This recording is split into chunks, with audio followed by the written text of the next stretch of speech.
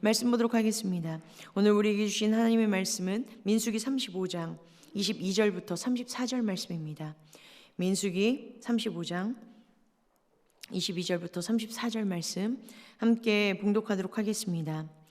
악의가 없이 우연히 사람을 밀치거나 기회를 엿보mom이 없이 무엇을 던지거나 보지 못하고 사람을 죽일 만한 돌을 던져서 죽였을 때 이는 악의도 없고 헤아려 한 것도 아닌즉 회중이 친자와 피를 보복하는 자 간에 이 규례대로 판결하여 피를 보복하는 자의 손에서 살인자를 건져내어 그가 피하였던 도피성으로 돌려보낼 것이요 그는 거룩한 기름 부음을 받은 대제사장이 죽기까지 거기 거주할 것이니라. 그러나 살인자가 어느 때든지 그 피하였던 도피성 지경 밖으로 나가면 피를 보복하는 자가 도피성 지경 밖에서 그 살인자를 만나 죽일지라도 피 흘린 죄가 없나니 이는 살인자가 대제사장이 죽기까지 그 도피성에 머물러야 할 것임이니라. 대제사장이 죽은 후에는 그 살인자가 자기 소유의 땅으로 돌아갈 수 있느니라. 이는 너희의 대대로 거주하는 곳에서 판결하는 규례라. 사람을 죽인 모든 자 곧 살인한 자는 증인들의 말을 따라서 죽일 것이나 한 증인의 증거만 따라서 죽이지 말 것이요 고의로 살인죄를 범한 살인자는 생명의 속전을 받지 말고 반드시 죽일 것이며 또 도피성에 피한 자는 대제사장이 죽기 전에 속전을 받고 그 땅으로 돌아가 거주하게 하지 말 것이니라. 너희는 너희가 거주하는 땅을 더럽히지 말라. 피는 땅을 더럽히나니 피 흘림을 받은 땅은 그 피를 흘리게 한 자의 피가 아니면 속함을 받을 수 없느니라. 너희가 거주하는 땅 곧 내가 거주하는 땅을 더럽히지 말라. 나 여호와는 이스라엘 자손 중에 있음이니라. 아멘. 말씀 보도록 하겠습니다. 오늘도 이렇게 나오신 또한 삶의 자리에서 예배하시는 우리 귀한 성도님들을 환영하고 축복합니다. 오늘도 말씀하시는 그 주님의 음성이 우리들의 삶에 또한 우리들의 마음에 가득히 넘쳐 흐름으로 주님께서 함께 하시는 은혜를 누리시는 우리 귀한 성도님들 되어주시길 간절히 소망합니다. 오늘은 어저께 보지 못한 도피성에 대한 내용을 같이 나누려고 합니다. 도피성의 내용은 본문 9절부터 이제 나옵니다. 오늘은 의도하지 않게 비고의적으로 살인한 자에 대한 내용을 오늘은 읽고 그리고 도피성이 어떠한 일들을 하는지에 대해서 이야기를 나눴으면 어저께는 고의적으로 어떻게 이것들이 살인인지에 대해서 이야기를 하는 것들이 나와 있습니다. 어저께 유인물을 나눠드렸었는데요. 그때 거기서 보면 빨간색으로 6 군데가 있음을 이야기를 했습니다. 그래서 도피성은요 여호수아서 20장에 보면 그곳의 이름이 나타나 있습니다. 그래서 먼저 6군데 서편에 있는 그곳이 바로 헤브론에 있는 유다 지파에 있는 헤브론 기럇 아르바가 있고요. 그리고 에브라임 지파가 있는 세겜에 있고요. 그리고 납달리 지파 게데스에 있는 곳이 있고요. 그다음에 동편에서는요. 르우벤 지파의 베셀이 있고요. 갓 지파의 길랏 라몬이 있고요. 그리고 므낫세 지파의 바산 골란이라는 곳이 있습니다. 이것이 남쪽서부터 북쪽까지 이 부분들이 있음을 이야기를 해주고 있습니다.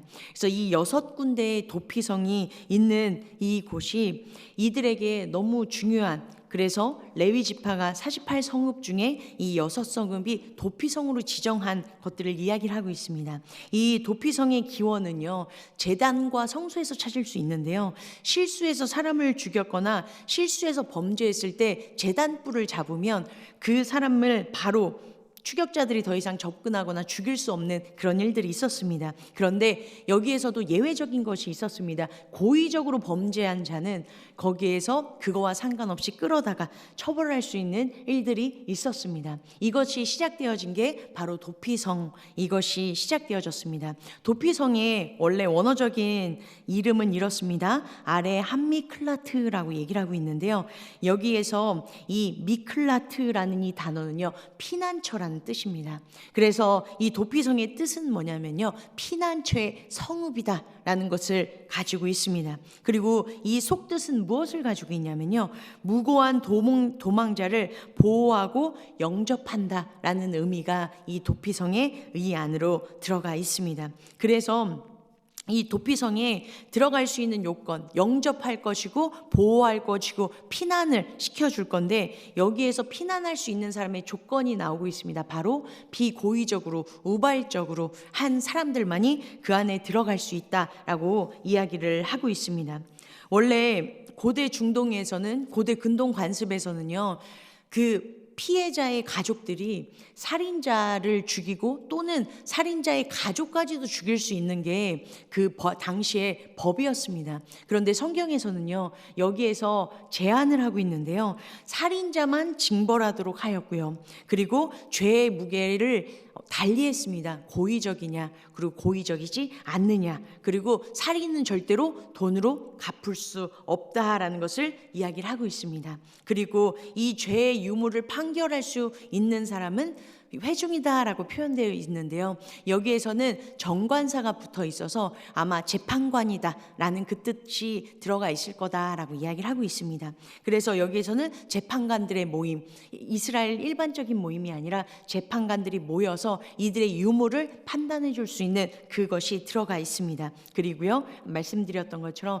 비고의적으로 살인한 자는 도피성에 피해서 보호를 받을 수 있는 그 은혜가 이 안에 들어가 있다라는 것입니다. 그렇다면 우발적으로 비고의적으로 살인한 자들은 그럼 어떤 사람들이냐라는 것이 11절, 15절, 22절과 23절에 잘 나타나 있습니다. 우발적으로라는 이 단어는요, 비쉐 가가라고 얘기를 하고 있습니다. 고의적인 게 아니라요, 실수로 범한 것을 얘기를 하고 있습니다. 그래서 여기에서 우발적으로 얘기를 이제 죽인, 고의적으로 살인한 사람이 16절부터 21절까지 나오는데요, 두 분류로 나옵니다. 첫 번째는요, 무기를 들고 죽이려는 의도를 가지고 죽이는 사람들이 16절부터 18절까지 나오고 있고요. 그리고 20절부터 21절은요, 관계에 대해서 얘기를 하고 있습니다. 미워하거나 원한을 가졌을 때 그때 죽이는 것을 이야기를 하고 있습니다. 그래서 고의적으로 죽이는 건 두 가지, 무기를 들고 죽이거나 아니면 관계 때문에 내가 원한을 가지고 있어서 죽이는 것, 이게 고의적인 죽음이다라고 얘기를 하고 있습니다. 이 고의적인 죽음에 있어서는요, 결코 이것에 대한 속전이나 살인자들을 살리는 일들은 절대로 일어나지 않는 것을 이야기를 하고 있습니다. 그래서 19절에 보니까 피를 보복하는 자는 그 살인한 자를 자신이 죽일 것이니 그를 만나면 죽일 것이요 라고 얘기를 하고 있습니다. 여기에서는 이들에 대한 보호에 대한 이야기가 이 안에 들어가 있지 않습니다. 왜냐하면 살인으로 인해서 흘려진 피는요, 땅을 더럽히고요, 그리고 그 살인한 자의 피가 아니면 땅을 속할 수가 없기 때문입니다. 예를 들어서 창세기 4장에 보면 아벨을 가인이 죽였지 않습니까? 그랬을 때 가인으로 인하여서 땅이 저주를 받았다라고 얘기를 합니다. 그래서 가인에게 그 농산물을 배출하지 않을 것이다 라는 저주가 그 안에 흘러졌습니다. 그리고요, 하나님께서 노아에게 이젠 짐승을 먹어도 된다라고 하나님께서 허락해 주셨을 때 생명에는 손을 대지 말라라고 엄격하게 말씀해 주셨고요. 왜냐하면 생명은, 피가 생명을 나타내고 있기 때문에 먹지 말라라고도 엄격하게 말씀을 해주십니다. 그래서 이게 동시에 살인하지 말아야 되는 이유로 하나님의 형상으로 지음받았기 때문에 피체 그리고 생명을 해하지 말라라는 내용들이 이 안에 들어가 있습니다. 그래서 지금 이 고의적으로 한 사람들은요, 피해 복수자로 인하여서 그들이 그 죄값을 달게 받게 되어지는 일들이 일어나게 되어집니다. 그래서 이들이 피해 복수자는 잘 아시는 것처럼요, 고엘이다 라고 이야기를 하고 있습니다. 이 고엘이라는 것은 가알에서 이야기를 하고 있는데요, 무르다, 복수하다, 이 뜻들을 가지고 있는 사람들입니다. 그래서 이들은 가까운 친족, 가족들을 의미하고 있고요. 그리고 피로 인하여서 땅이 더럽혔다라고 말씀을 드렸습니다. 그런데 지금 이때 땅을 정화시켜서 다시 생태계가 다시 이제 제 원상태로 돌아갈 수 있는 이 역할을 구속자, 즉 피해 복수자가 할 수 있도록 하나님께서 허락해 주신 것을 이야기를 해주고 있습니다. 그리고요, 하나님께서 이것을 허락하신 이유, 피에 대한 값을 하나님께서 감당할 수 있도록 허락하신 그 이유는요, 이것은 생명을 존중하기 위하여서, 그리고 예방 차원에서 하신 것이지 생명의 이것들을 복수의 차원으로 하나님께서 허락해 주신 것이 아니라는 것입니다. 그래서 생명을 귀하게 여기시는 하나님의 형상이기 때문에 이것을 처음부터 그 길을 걸어가지 않도록 하나님께서 예방하시고자 고엘, 피해 복수자라는 이 제도를 하나님께서 허락해 주셨다라는 것입니다. 그래서 그 뒷부분부터 고의적으로 살인한 자들은 피해 복수자로 인하여서 그 피가 다시 땅으로 돌아가는 것을 보여주고 있습니다. 그런데요, 22절 오늘 본문부터 보면요, 지금 이 부분들은요, 우연히 정말 고의적이지 않게 이것들을 나열해 주고 있습니다. 그런데 이 부분들이 뭐라고 22절부터 23절에 나타내 주고 있는데요, 뭐라고 얘기하고 있냐면요, 악의가 없이 우연히라고 얘기를 하고 있습니다. 그리고 기회에 엿봄이 없이라고 얘기를 합니다. 아까 말씀드렸던 16절부터 18절까지는요, 손에 무기를 들었던 아기를 가지고 내가 죽여야겠다라는 마음을 가지고 라는 이 표현이 바로 이 앞부분 아기가 없이와 대조되는 부분을 얘기하고 있는 거고요. 그리고 20절부터 21절까지는 원한과 그리고 미움이 있었다라고 하는 것은 기회를 엿봤다라고 얘기를 하는 것을 표현했는데, 그거에 반대로 기회에 엿봄이 없이, 그렇기 때문에 고의적이지 않게 비고의적으로 이런 일들이 일어났다라는 것을 이야기를 하고 있습니다. 그 예가 23절에 보지 않고 돌을 던졌는데 사람이 맞는 경우나 적개심도 없이 밀쳤는데 그 사람이 죽었을 경우, 신명기 19장에 보니까요, 나무를 하다가 도끼날이 빠져가지고 그것으로 인하여서 사람이 해해졌을 그 경우도 이야기를 하고 있습니다. 이때는 고의적이지 않기 때문에 이 사람들은 지금 도피성으로 이들이 같이 들어갈 수 있다라는 것을 얘기를 하고 있습니다. 그런데 이 도피성으로 들어갈 때도 그냥 들어가지 않습니다. 24절에 보니까 회중이 그 친자와 그리고 피를 보복하는 자 간에 규례대로 재판을 판결을 한다라는 이야기를 하고 있습니다. 그래서 이 판결이 나야지만 이 판결로 인하여서 도피성에 들어갈 수 있는 그 일들이 들어갈 수 있다라고 얘기를 하고 있습니다. 25절에 보니까요, 지금 이 판결이 제대로 났을 경우에는요, 피를 보복하는 자의 손에서 살인자를 건져내어서 도피성으로 보낸다라고 얘기를 합니다. 이 건져내다라는 이 뜻은요, 구원하다라는 뜻을 가지고 있습니다. 그래서 도피성으로 보내는데요, 이 도피성에는 4가지의 기능을 하고 있습니다. 첫 번째는요, 이 도피성이 제가 보여드린 그 유인물에 보면요, 이 6군데가 분포되어져 있습니다. 그리고요, 몰려있지 않고요, 멀리 분포되어져 있습니다. 그 이유는 뭐냐면요, 이 비고의적으로 살인했던 이 살인자가 신속하게 도피성으로 도망가야 되는데 너무 멀거나 아니면 가는 길이 너무 험하면 그곳을 가다가 피해 복수자에게 잡혀서 죽을 수도 있는 것들을 감안했기 때문에 이것을 죽임을 당하지 않을 수 있도록 이 6군데를 분포를 잘 해놨다라는 것입니다. 그래서 신명기에 보면요, 이렇게 하라고 얘기를 하고 있습니다. 신명기 19장에 보니까요, 도피성을 향한 도로를 닦아놔라라고 얘기를 하고 있습니다. 도로를 잘 만들어놔야 된다라고 얘기를 합니다. 그래서 신속하게 피할 수 있도록 그 길을 열어놔야 된다라고 얘기를 합니다. 그래서요, 도피성의 첫 번째 기능은 뭐냐면요, 피난할 사람, 그곳에 들어갈 사람을 위해서 가까이 있어야 되는 근접성이 있고요, 그리고 신속하게 들어갈 수 있는 편리성이 그 안에 들어가 있어야 됩니다. 그리고요, 두 번째의 기능은요, 보호하는 기능이고요, 이것이 피난한 사람들을 받아들이는 영접의 기능이 들어가 있습니다. 여호수아서 20장에 도피성에 대한 이야기가 들어가 있다라고 말씀드렸는데요, 거기에 4절에 보니까 이렇게 나와 있습니다. 그들은 그를 받아 성읍에 들여라고 얘기를 하고 있습니다. 여호수아서에서 사람을 받아들일 때, 피난한 사람들을 받아들일 때 아사푸라는 히브리어 단어를 사용하고 있는데요, 이것은 어떤 단어를 사용하냐면요, 주인이 손님을 맞아들이는 의미를 가지고 있습니다. 그래서 마치 하나님께서 추방당한 자들과 흩어진 자들을 모으셔서 적극적으로 영접하는 그 태도가 이 안에 들어가 있습니다. 그리고 세 번째는요, 그들이 그 안에 들어가서 일회성으로만 있는 것이 아니라 대제사장이 죽기까지 있어야 되기 때문에 그들이 살아갈 장소와 생계를 유지할 수 있는 생활 방도를 제공해주는 그 역할을 해줍니다.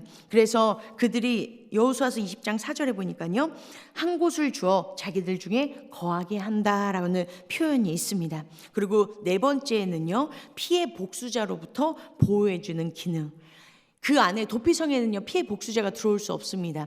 그래서 그곳이 안전한 곳임을 이들이 깨달아야 되고요. 그렇지만 여기에서 뭐라고 얘기하고 있냐면요, 그 사람이 도피성을 나갔을 때 피해 복수자를 만나서 살인을 당하면 그 피해 복수자가 했던 그것은 살인이 아니라 그것은 정당한 일이다라고 얘기를 합니다. 왜냐하면 비고의적으로 살인을 저질렀다 할지라도 그 사람에게 그 죄값이 있기 때문에 그것이 그들이 도피성으로 들어가는 이유는요, 분명히 보호해주고 피난처가 되어지는 건 맞습니다. 그런데 또 하나는 어떤 신학자는 이렇게 얘기합니다. 도피성은 감옥이다라고 얘기를 합니다.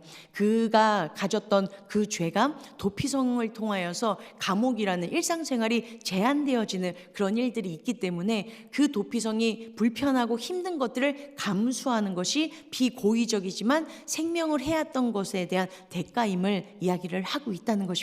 그래서 여기에서는 그가 보호해 줄 수 있는 그 방편은 그 안에 들어가 있을 때만을 이야기를 해주고 있습니다. 그런데요, 이 비고의적으로 살인을 했던 이 사람이요, 다시 자신의 고향으로 돌아갈 수 있는 방법이 있습니다. 그게 바로 대제사장이 죽으면 그 자기가 있었던 곳으로 돌아가는 은혜가 있습니다. 25절과 28절에 보니까요, 대제사장이 죽을 때까지만 그 안에 거할 수 있고, 그리고 28절에 보니까 대제사장이 죽은 후에는 그 살인자가 자기가 소유한 땅으로 돌아갈 수 있다라고 지금 이야기를 하고 있습니다.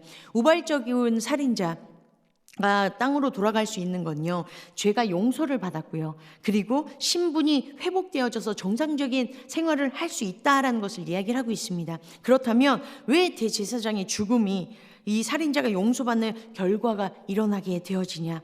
바로 대제사장은요, 평생 백성의 죄를 대신해서 용서받는 제사를 행하며 살아갔습니다. 그리고요, 대제사장이 죽을 때 어떤 일이 일어나냐면요, 가장 중요한 일, 우발적인 살인자가 지었던 이 죄가 용서받을 수 있는 속전이 일어나는 일이 이 가운데 있게 되어졌습니다. 왜냐하면 살인의 죄가 용서받기 위해서는요, 누군가의 피가 흘려져야 된다라는 그 대원칙이 있기 때문에 대제사장의 죽음이 필요했다라는 것입니다. 생명은 생명으로밖에 갚을 수 없기 때문입니다. 그래서 왜 세상 사람들이 그럼 왜 십자가가 필요하냐라고 얘기하는 것들에 대한 해답, 피 흘림 없이는 그 일들이, 우리의 죄가 사함받는 그 일들이 없음을 지금 이야기를 해주고 있습니다.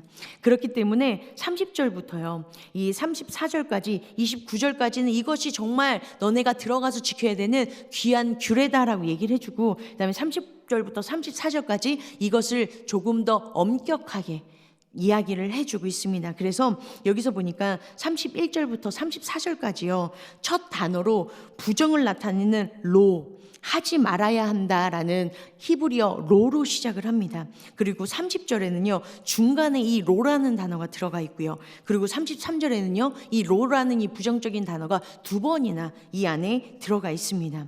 그래서 이 30절부터 34절 전체는요, 무엇인가를 강력하게 금지하는 것들을 이야기를 하고 있습니다. 그래서 어떤 걸 얘기하고 있냐면요, 한 사람의 증인으로만은 이 판결을 해서는 안 된다라는 걸 얘기를 하고 있고요. 그리고 살인자는 그 생명의 속전을 받을 수 없다. 그리고 대제사장이 죽기 전까지는 속전을 내고 그 땅으로 돌아갈 수 없다. 그리고 살인하는 것은 땅을 더럽히는 것인즉 하나님이 거주하는 이스라엘 땅을 더럽히지 말라라는 그러한 명령이 이 안에 들어가 있습니다.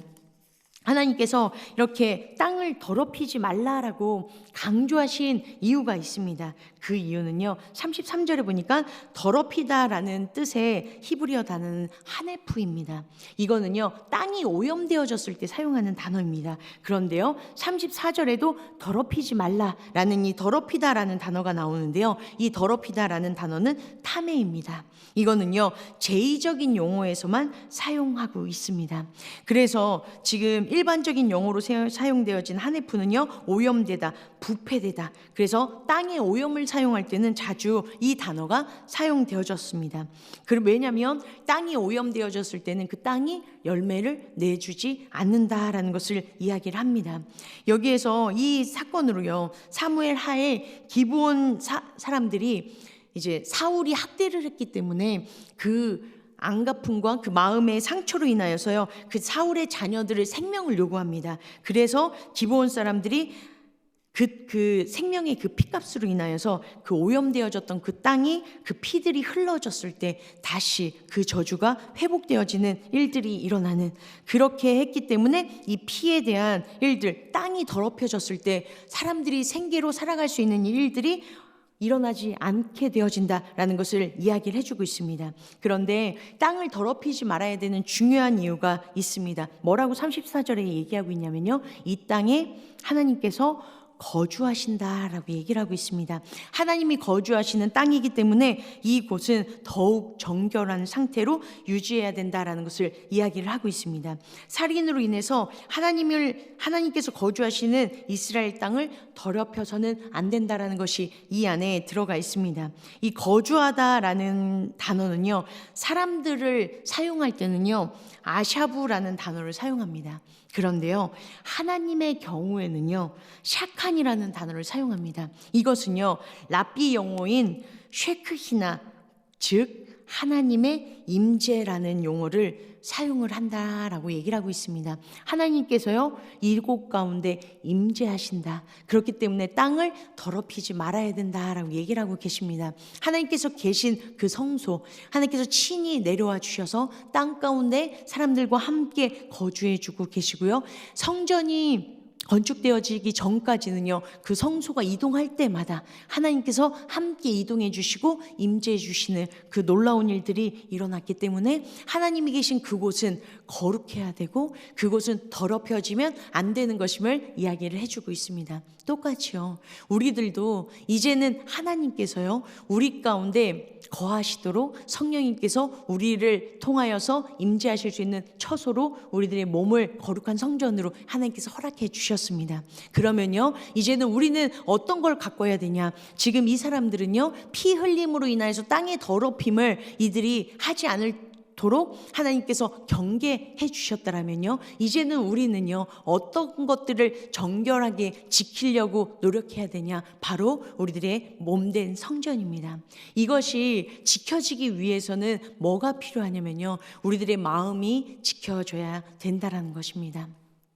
그렇기 때문에 우리가 이 성전, 하나님께서 거하실 수 있는 이 성전이 우리가 지켜지기 위하여서 우리는 어떤 노력을 해야 되고 우리가 어떤 모습으로 나아가야 되나라는 것을 우리가 하나님 앞에 바라보며 나아가야 된다는 것입니다. 우리가 하나님께서 우리들의 이제 겉모습을 하나님께서 지키고 깨끗게 하라라는 것을 이야기를 하신 것이 아닙니다. 지금 이렇게 새벽 기도에 나오셨는데도요, 우리 성도님들 한 분 한 분 이렇게 얼굴을 딱 뵀는데 참 얼굴 모습이, 그리고 그 겉에 있는 모습들이 참 아름다워 보이십니다. 분명히 거울을 보고 오셨기 때문입니다. 그런데 우리가 만약에 하루 동안 거울을 보지 않았어요. 그리고 나서 사람을 딱 만나면 분명히 티가 날 겁니다. 아, 저 사람이 거울을 보지 않았구나. 그런데 일주일 동안 거울을 보지 않았으면 더 심한 일들이 일어날 수 있겠죠. 그리고 나서 한 달 동안 거울을 보지 않았으면 그러면 더 겉모습이 더 심각한 상태가 되어질 수 있기 때문에, 그래서 우리는 끊임없이 뭘 보고 점검한다라고 얘기를 하냐면요, 거울을 보고 점검을 한다라고 얘기를 합니다. 그런데 우리는요, 이렇게 겉에 있는 것들은 눈에 보이기 때문에 어떻게든 깨끗게 하고 정돈을 합니다. 그런데 우리들의 마음은요, 보이지 않기 때문에 그 마음을 정돈하는 것들에 대해서 우리가 그것을 쉽게 잊어버릴 수가 있습니다. 사단이요, 마귀가 우는 사자처럼 삼킬 자를 찾아다닌다라고 얘기를 하고 있습니다. 어떤 것들을 이야기를 하고 있냐면요, 정말 마음이 하나님께 온전히 맡겨드리지 않는 자들, 그리고 쉽게 흔들리고 무너질 수 있는 자들을 우는 사자처럼 찾아다닌다는 것입니다. 왜냐면요, 하나님께서 분명히 피값으로 우리를 사주셨죠. 그러면 우리는 결코 이젠 정죄함이 없고요, 그리고 사단이 감히 우리를 무너뜨릴 수가 없습니다. 그런데 할 수 있는 비결은 단 하나입니다. 발락이 발람을 통해서 했었던 것 하나, 유혹이었습니다. 스스로 하나님의 백성이 무너지는 것, 그 무너짐으로 인하여서 스스로 하나님의 자녀로서의 그 자격이 박탈되어지는 것, 이것이 바로 사단이 우리에게 원하는 것. 그래서 잠언 4장 23절 많이 들으셨던 말씀, 무릇 지킬 만한 것보다 마음을 지켜라, 생명의 근원이 이에서 납니다 라고 하는 이유가 뭐냐면요, 우리의 마음을 지키지 않을 때 우리가 하나님의 백성으로서 살아갈 수 있는 그 방편들을 우리도 모르게 사단의 유혹으로 인하여서 무너질 수 있음을 이야기를 해주고 있습니다. 하나님께서 거주하시는 그 임재 장소, 우리의 몸된 이 마음, 이 성전은요 거룩해야 됩니다. 그런데 이 거룩하기 위하여서 우리가 끊임없이 몸부림치며 나아가야 되는 이유, 그것이 바로 우리가 마음을 뺏기면 모든 것들이 다 사단의 손에서 우리를 무너뜨리는 그런 악한 것에 우리가 휘둘릴 수 있고, 하나님의 자녀로서 살아갈 수 있는 그 힘들을 우리가 발휘하지 못하게 되기 때문입니다. 그렇기 때문에 우리가 온전히 주님께 나아갈 수 있는 이유는요, 빌립보서 4장에 보니까 이렇게 마무리 짓도록 하겠습니다. 빌립보서 4장에 보니까 우리들의 마음을 지킬 수 있는 유일한 비결이 4장 6절 7절입니다. 아무것도 염려하지 말고 다만 모든 일에 기도와 간구로 너희 구할 것을 감사함으로 하나님께 아뢰라. 그리하면 모든 지각에 뛰어난 하나님의 평강이 그리스도 예수 안에서 너희 마음과 생각을 지키시리라. 아멘. 하나님께서 우리들의 마음과 생각을 지키시기 위하여서 우리와 늘 함께하고 계시다는 것을 우리가 의식하며 기도하며 감사함으로 아뢰일 때 하나님께서 우리들의 마음과 생각을 지켜주셔서 감히 악한 것들이 우리들의 마음을 휘잡아서 하나님의 자녀로서 누릴 수 있는 특권에서 벗어나지 못하도록 우리를 함께 하시는 그 주님을 우리가 붙잡고 세웠으므로 다시 거룩한 하나님의 임재를 경험하는 하나님의 사람들로 세움받게 되어질 줄 믿습니다. 오늘도 그 주님을 의지하며 하나님께 감사함으로 아뢰며 우리들의 마음의 평강으로 지키시는 예수 그리스도 그분을 붙잡으며 나아가시는 우리 귀한 성도님들의 삶, 주의 삶 되어주시길 간절히 축복합니다.